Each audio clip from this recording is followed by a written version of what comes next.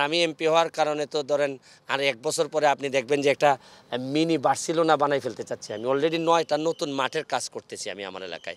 আয়মান সাদিক আমারে ফোন করে বলল যে ফুটবল খেলতে হবে। আর ধরেন ফুটবলের প্রতি ফুটবলের প্রতি যে আমার টান, আমার সবচেয়ে বড় শত্রু সেও যদি বলে যে চলেন ফুটবল খেলি, হয়তো আমি বলবো যে চলেন যাই একসাথে খেলতে যাই। তো ফুটবলের কথা শুনে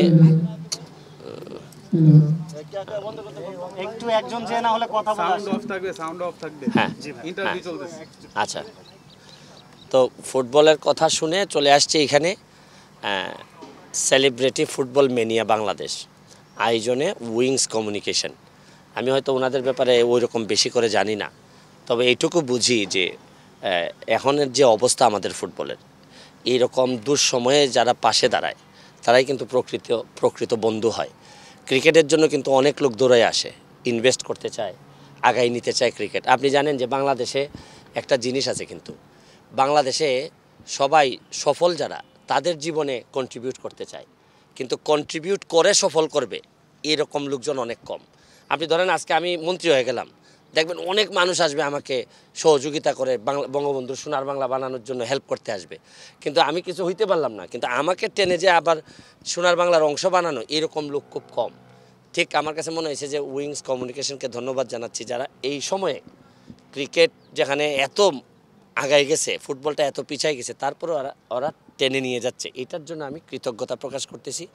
আর আরেকটা বিষয় হচ্ছে গিয়ে যে এখানে যারাই খেলতে আসতেছেন প্রতিটা মানুষেরই একটা আলাদা করে বৈশিষ্ট্য আছে, আলাদা ফ্যান ফলোয়ার আছে। তারা আসাতে কিন্তু বাংলাদেশে তাদের ফ্যানদের কাছে একটা বার্তা যাবে যে চলো আসলে আমরাও ফুটবল খেলি। আমার এলাকায় আমি ফুটবল খেলার কারণে কিন্তু দেখেন অনেক মানুষ এখন ফুটবল খেলে আমার এলাকায়। আর আমি এমপি হওয়ার কারণে তো ধরেন আর 1 বছর পরে আপনি দেখবেন যে একটা মিনি বার্সেলোনা বানাই ফেলতে চাচ্ছি। আমি অলরেডি 9টা নতুন মাঠের কাজ করতেছি আমি আমার এলাকায়। একটা মাঠেই আপনি আমার প্রেমে তো পড়ে, আমার মাঠের প্রেমে পড়বেন আগে।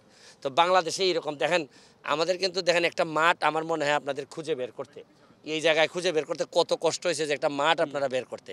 বাংলাদেশে তো বেশিরভাগ জায়গায় মাঠই নাই। আপনারা এত বড় একটা আয়োজন করতে কত দূরে আসতে হয়েছে ঢাকার বাইরে, যে একটা ছোট্ট একটা মাঠ পাওয়া যায় কিনা।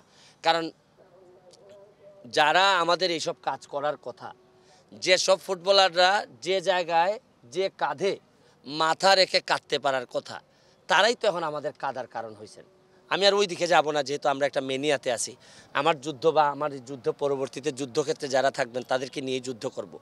আমি মনে করি এই ধরনের চিন্তা যদি বাংলাদেশ ফুটবল ফেডারেশন করে, যেটা উইংস কমিউনিকেশন করতেছে, আপনারা যেভাবে সহযোগিতা করতেছেন, দেন আপনারাও কিন্তু একটা ভাইটাল পার্ট।